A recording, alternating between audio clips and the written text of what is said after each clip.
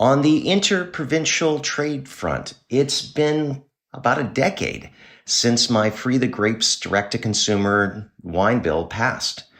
Full credit to BC, Manitoba, Nova Scotia, who immediately embraced the spirit of the bill. Now, Saskatchewan and most recently Alberta have since made some similar moves. Ontario and Quebec to this day have done absolutely nothing. Now, let's think about this for a moment.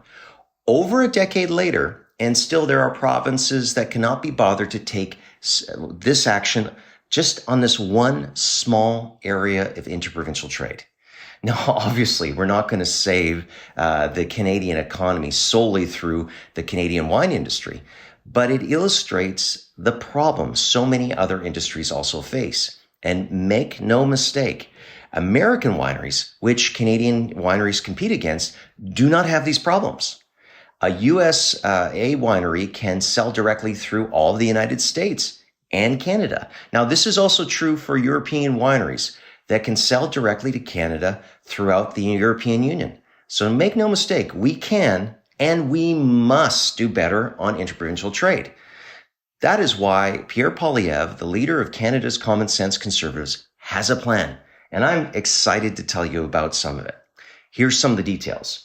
So within 30 days of Pierre Poilievre becoming prime minister, he will bring together all the premiers to agree on removing as many trade barriers as possible. He'll prioritize an agreement on one standard set of trucking rules, coast to coast to coast, to get billions of dollars of goods moving east and west instead of just moving north-south. This move alone would probably raise GDP by 1.6 billion.